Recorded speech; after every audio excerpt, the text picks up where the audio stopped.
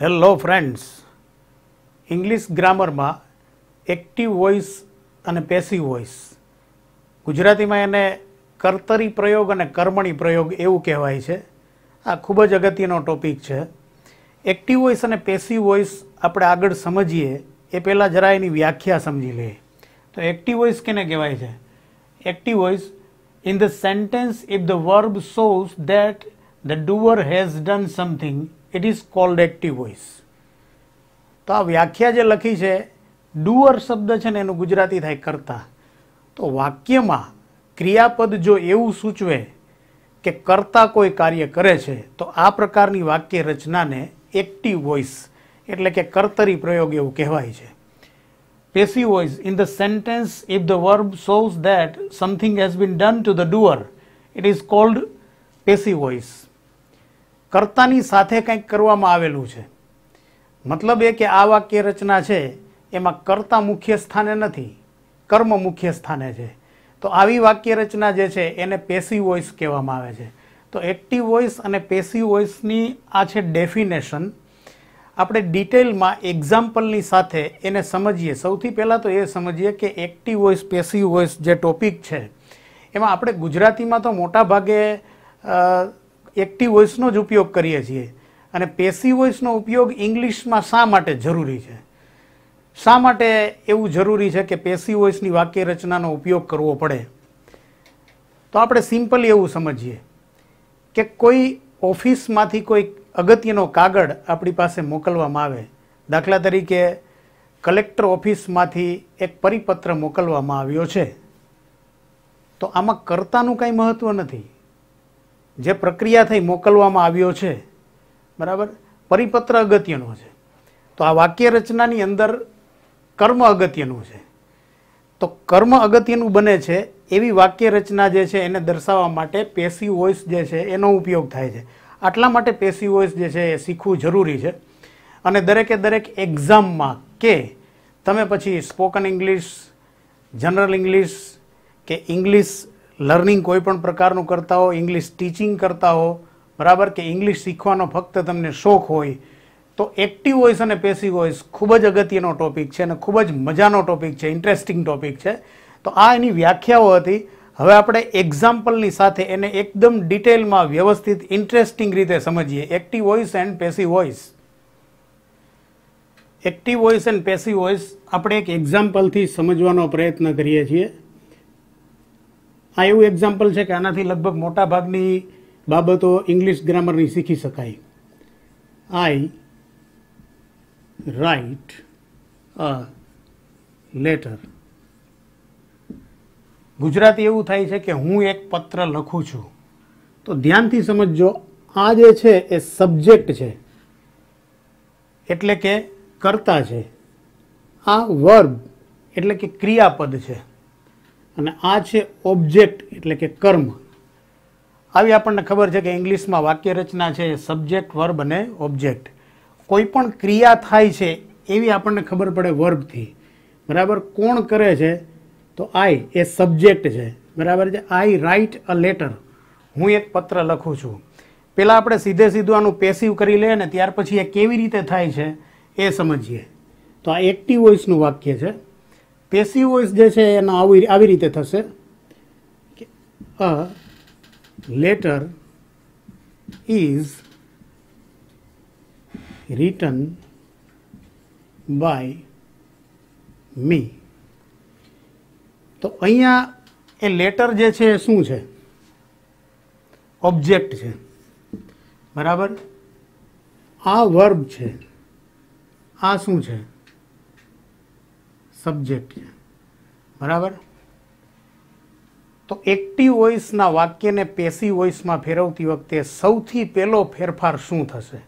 સૌથી પહેલો ફેરફાર એ થશે કે કર્તાના સ્થાને કર્મ અને કર્મના સ્થાને કર્તાનો ઉપયોગ થશે. તો કર્તાના સ્થાને કર્મ અને કર્મના સ્થાને કર્તાનો ઉપયોગ થાય છે. ગુજરાતીમાં જરા વ્યવસ્થિત સમજી લઈએ કે આનો અર્થ શું થાય વાક્યનો. આઈ રાઇટ એ લેટર એટલે કે હું એક પત્ર લખું છું. A letter is written by me એટલે કે મારા દ્વારા એક પત્ર લખવામાં આવે છે. તો વ્યાખ્યાને જરા વધારે સ્પષ્ટતાથી સમજીએ કે જો વાક્યની અંદર ક્રિયાપદ એવું સૂચવતું હોય કે કર્તા કોઈ કાર્ય કરે છે અથવા કર્તાએ કોઈ કાર્ય કર્યું અથવા કર્તા કોઈ કાર્ય કરશે, તો આવું દર્શાવતી વાક્ય રચના જે છે એને એક્ટિવ વોઇસ એટલે કે કર્તરી પ્રયોગ કહી શકાય છે. અને એવી જ રીતે પેસિવ વોઇસની વ્યાખ્યા કેમ કરી શકાય?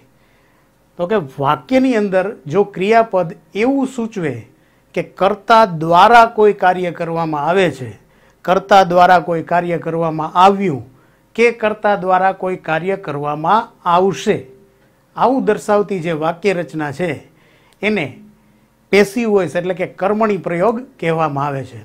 હવે અહીંયા આપણે એ સમજીએ છીએ કે વાક્ય બંને જોઈએ, એક્ટિવ અને પેસિવ. પછી એક્ટિવ વોઇસના વાક્યને પેસિવ વોઇસમાં ફેરવતી વખતે કયા નિયમોનો ઉપયોગ થાય છે, કેવા ફેરફારો થાય છે એ પછી સમજીએ. પહેલાં એ જરા જોઈએ કે આ વાક્ય રચનામાં મુખ્ય સ્થાને શું છે. તો એક્ટિવ વોઇસની વાક્ય રચના છે ને એમાં મુખ્ય સ્થાને છે કર્તા એટલે કે સબ્જેક્ટ છે. એટલા માટે આ વાક્ય રચના જે છે એને કર્તરી પ્રયોગ એવું કહેવાય છે ગુજરાતીમાં. આમાં મુખ્ય સ્થાને શું છે? મુખ્ય સ્થાને છે કર્મ.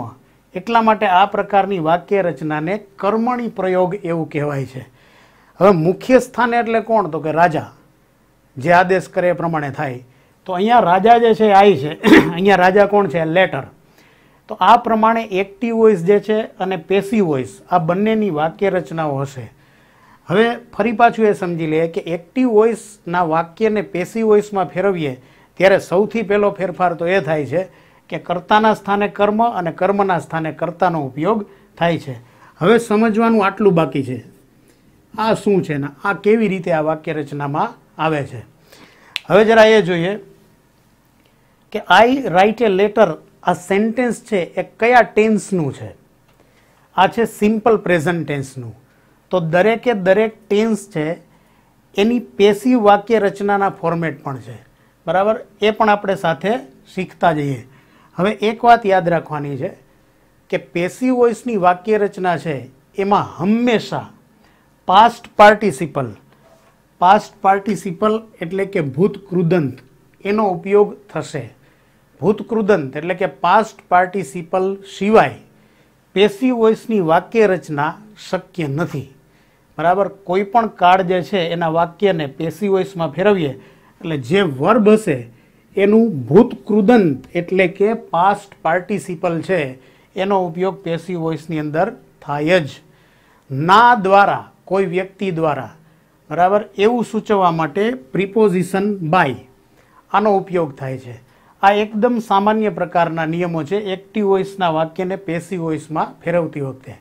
અને જેમ ટેન્સીસમાં ફોર્મેટ હતા બધા, બરાબર, જેમ કે પ્રેઝન્ટ કન્ટિન્યુઅસ ટેન્સ છે એનું ફોર્મેટ એવું હતું કે am is are plus ING.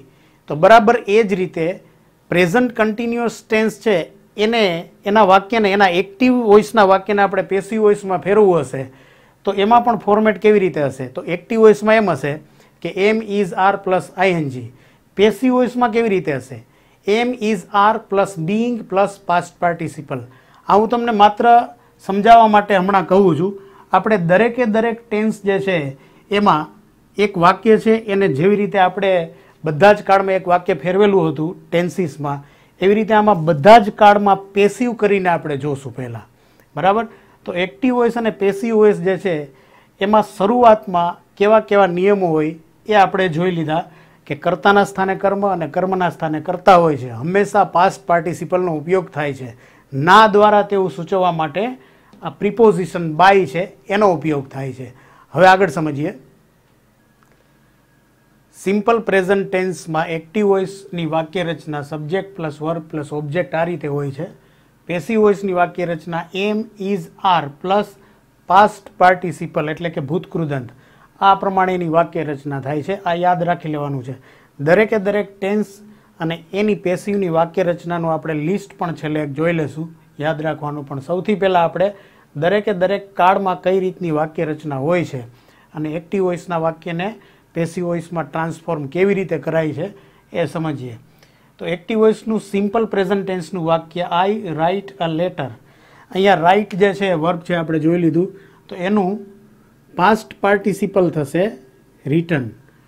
હવે અહીંયા આઈ હોય તો બાય મી એવું થાય, તો એ જરા સમજી લઈએ આપણે કે એક્ટિવ વોઇસના વાક્યમાં આઈ હોય તો બાય મી, વી હોય તો બાય અસ, યુ હોય તો બાય યુ, હી હોય તો બાય હિમ, સી હોય તો બાય હર, ઈટ હોય તો બાય ઈટ, અને ધે હોય તો બાય ધેમ.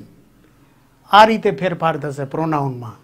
બરાબર. આઈ હોય તો પેસિવ વોઇસમાં થઈ જશે મી, વી હોય તો અસ, યુ હોય તો યુ, હી હોય તો હિમ, સી હોય તો હર, ઈટ હોય તો ઈટ, અને ધે હોય તો ધેમ. આ રીતે પ્રોનાઉનમાં ફેરફાર થશે.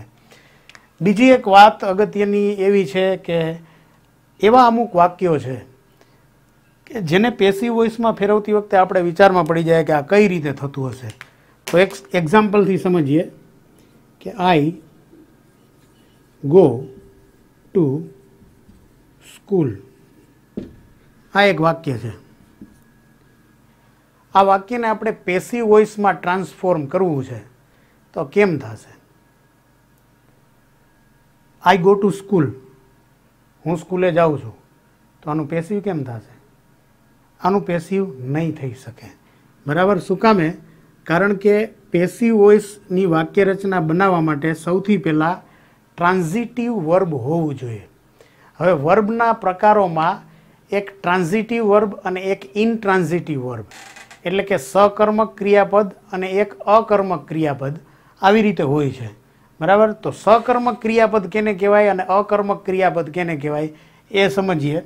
હવે જુઓ, અહીંયા આ જે છે એ લેટર એ ઓબ્જેક્ટ છે, એટલે કે કર્મ છે. એટલા માટે આ વાક્યની અંદર આવેલું આ જે વર્બ છે એ કેવું છે?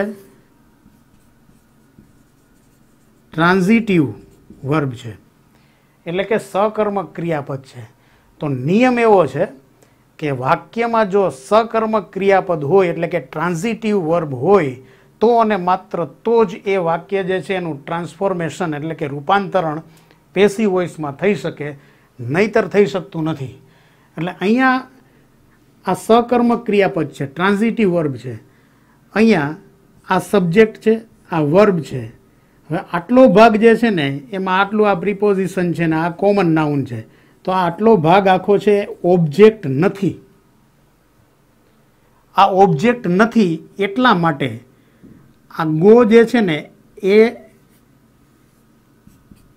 ઇનટ્રાન્ઝિટિવ વર્બ છે, ટ્રાન્ઝિટિવ વર્બ નથી, એટલે કે અકર્મક ક્રિયાપદ છે આ. તો વાક્યમાં અકર્મક ક્રિયાપદ હોય એટલે કે ઇનટ્રાન્ઝિટિવ વર્બ હોય ને તો એ વાક્યને પેસિવ વોઇસમાં ટ્રાન્સફોર્મ કરી શકાતું નથી. હવે સિમ્પલી સમજીએ કે આપણને કેમ ખબર પડે કે અહીંયા આ જે છે ટુ સ્કૂલ એ ઓબ્જેક્ટ નથી, એવી કેમ ખબર પડે? તો અહીંયા ગ્રામેટિકલ ટર્મ છે સબ્જેક્ટ, વર્બ અને ઓબ્જેક્ટ. બરાબર. સબ્જેક્ટ, વર્બ અને ઓબ્જેક્ટ એટલે કે કર્તા, ક્રિયાપદ અને કર્મ. હવે આ ઓબ્જેક્ટ છે ને એને કર્મ તરીકે આપણે હમણાં ન જોઈએ, પરંતુ ઓબ્જેક્ટનું ગુજરાતી આપણે કોઈ વસ્તુ સમજીએ. દાખલા તરીકે પંખો, તો એક પંખો એવું કહી શકાય. ટેબલ, એક ટેબલ એવું કહી શકાય. બરાબર છે. લેટર, પત્ર, એક પત્ર એવું કહી શકાય. તો એ એક વસ્તુ છે. હવે આ આટલું જે છે એ લેટર, આ ભાગ ક્રિયાપદ પછીનો જે આટલો ભાગ છે એ કોઈ વસ્તુનું નામ છે, આપણને ખબર પડે છે. ક્રિયાપદ પછીનો આટલો ભાગ આ વાક્યમાં છે એ ટુ સ્કૂલ, એનું ગુજરાતી થશે નિશાળે. તો નિશાળે એ કોઈ વસ્તુ થઈ નહીં. આવી રીતે આ વાક્યને સમજી શકાશે કે આવું જ્યાં આવતું હોય ત્યાં આપણને ખબર પડે કે ટુ સ્કૂલ એટલે આ પ્રિપોઝિશન છે, આ કોમન નાઉન છે. તો આ બંનેને ભેગા કરીએ તો નિશાળે એવો અર્થ થાય છે. તો એ કોઈ વસ્તુ નથી એટલે કે ઓબ્જેક્ટ નથી. તો ઓબ્જેક્ટ નથી તો એ વાક્યની અંદર આવતું જે ક્રિયાપદ છે એટલે કે વર્બ છે એ ઇનટ્રાન્ઝિટિવ વર્બ, એટલે કે અકર્મક ક્રિયાપદ છે, તો આવા વાક્યને પેસિવ વોઇસમાં ટ્રાન્સફોર્મ કરી શકાશે નહીં. તો આ એક નિયમ હતો અને આપણે સિમ્પલ પ્રેઝન્ટ ટેન્સમાં એક વાક્યને આઈ રાઇટ એ લેટર એને પેસિવ વોઇસમાં આ રીતે ટ્રાન્સફોર્મ કરી દીધું છે. ફરીથી એક વખત આ વાત સમજી લઈએ આપણે કે આઈ હોય તો બાય મી, વી હોય તો બાય અસ, યુ હોય તો બાય યુ, હી હોય તો બાય હિમ, સી હોય તો બાય હર, ઈટ હોય તો બાય ઈટ અને ધે હોય તો બાય ધેમ. પ્રોનાઉનમાં આ રીતના ફેરફારો થાય છે. કર્તાના સ્થાને કર્મ અને કર્મના સ્થાને કર્તા હંમેશા પાસ્ટ પાર્ટિસિપલનો ઉપયોગ થાય છે અને પ્રોનાઉનમાં આ રીતે ફેરફારો થાય છે. આ એકદમ પાયાના અને સામાન્ય નિયમો છે એક્ટિવ વોઇસના વાક્યને પેસિવ વોઇસમાં ટ્રાન્સફોર્મ કરવા માટેના. તો હવે આપણે આગળ જોઈએ બીજા કોઈ ટેન્સની અંદર કેવી રીતે થશે. જેટલા ટેન્સની અંદર એક્ટિવ વોઇસ અને પેસિવ વોઇસની વાક્ય રચના શક્ય છે એ આપણે બધું જોઈએ અને પછી બીજી પણ અમુક અલગ પ્રકારની વાક્ય રચનાઓ છે કે જેમાં પેસિવ વોઇસ કરી શકાય છે. બરાબર, તો એકદમ ડિટેલમાં અને સરળતાથી પેસિવ વોઇસ કઈ રીતે સમજી શકાય એ આપણે આગળ જોઈએ છીએ. પ્રેઝન્ટ કન્ટિન્યુઅસ ટેન્સની એક્ટિવ વોઇસની વાક્ય રચના આ પ્રમાણે છે. એમ, ઇઝ, આર પ્લસ વર્બની સાથે આઈએનજી. એને પેસિવ વોઇસમાં ફેરવશું તો આ રીતે થશે am, is, are plus being plus past participle. તો વાક્ય કેવી રીતે પેસિવ થશે આનું? કર્તાના સ્થાને કર્મ અને કર્મના સ્થાને કર્તા. A letter. A letter singular છે એટલે અહીંયા ઇઝ આવશે કે આર આવશે? તો ઇઝ આવશે અહીંયા. A letter is plus being, being past participle written by I છે એટલે બાય મી. તો આ રીતે પ્રેઝન્ટ કન્ટિન્યુઅસ ટેન્સની વાક્ય રચના છે એને પેસિવ વોઇસમાં આપણે ફેરવી શકશું. હવે વાત એ કરવાની હતી કે આપણે એક્ટિવ વોઇસના વાક્યને પેસિવ વોઇસમાં ફેરવતી વખતે એકદમ સામાન્ય નિયમો છે કે ભાઈ કર્તાના સ્થાને કર્મ, કર્મના સ્થાને કર્તા, હંમેશા પાસ્ટ પાર્ટિસિપલનો ઉપયોગ થાય છે. પ્રિપોઝિશન બાય જે છે એનો ના દ્વારા એવું સૂચવવા માટે ઉપયોગ થાય છે અને દરેકે દરેક ટેન્સીસ છે એના ફોર્મેટ છે પેસિવ વોઇસના. આ યાદ રાખવાના રહેશે અને ત્યાર પછી આપણે પ્રેક્ટિસ પણ આ બધા પ્રકારના વાક્યોની કરશું એટલે એકદમ સચોટ રીતે યાદ રહી જશે. હવે મારે એક વાત તમને એ કહેવાની હતી કે હું તમને જે અહીંયા ઇંગ્લિશ ગ્રામર સમજાવું છું, આ ગ્રામર જો તમને સમજાતું હોય, મજા આવતી હોય, સમજણ પડતી હોય, ખ્યાલ આવતો હોય અને કંઈ વિકાસ થતો હોય તમારો, તો તમે આ ચેનલને સબસ્ક્રાઈબ કરવાનું ભૂલતા નહીં અને બેલ આઇકોન દબાવવાનું તો બિલકુલ ભૂલતા નહીં, કારણ કે જ્યારે જ્યારે મારા વિડીયો આવશે ત્યારે તમને એ ઇન્ડિકેશન આવશે. તો આ પ્રકારના હજુ ઘણા બધા વિડીયોઝ આપણે આગળ બનાવવાના છે. તો આગળ સમજીએ આપણે પ્રેઝન્ટ કન્ટિન્યુઅસ ટેન્સમાં કઈ રીતે વાક્ય રચના છે. એમ, ઇઝ, આર પ્લસ વર્બની સાથે આઈએનજી. આ જે છે એ active voice. Am, is, are plus being plus past participle આ પેસિવ વોઇસ છે. હવે હું અહીંયા જ્યારે આવું કહું છું તો કોઈ વિદ્યાર્થીઓ અથવા તો કોઈ લોકોએ ટેન્સીસ જે છે એ હજી સમજેલા ન હોય તો નીચે ડિસ્ક્રિપ્શન બોક્સમાં ટેન્સીસના જે વિડીયોઝ છે એની લિંક પણ આપેલી છે. ત્યાં જઈને તમે ટેન્સીસના વિડીયોઝ જોઈ શકો છો, જેથી કરીને તમને દરેક ટેન્સીસની સૌથી પહેલાં માહિતી મળે કે જેનો ઉપયોગ એક્ટિવ વોઇસ અને પેસિવ વોઇસમાં થાય છે. તો અહીંયા આપણે આ એક્ટિવ વોઇસ અને પેસિવ વોઇસના પહેલા વિડીયોમાં આટલું સમજેલા છીએ. ફરી પાછું એક વખત કહું છું કે આ વિડીયો જે છે એક્ટિવ વોઇસ અને પેસિવ વોઇસનો ઇન્ટ્રોડક્ટરી વિડીયો છે. હવે આગળ ઘણી બધી પ્રકારની વાક્ય રચનાઓ આપણે એક્ટિવ વોઇસ અને પેસિવ વોઇસમાં શીખવાના છીએ.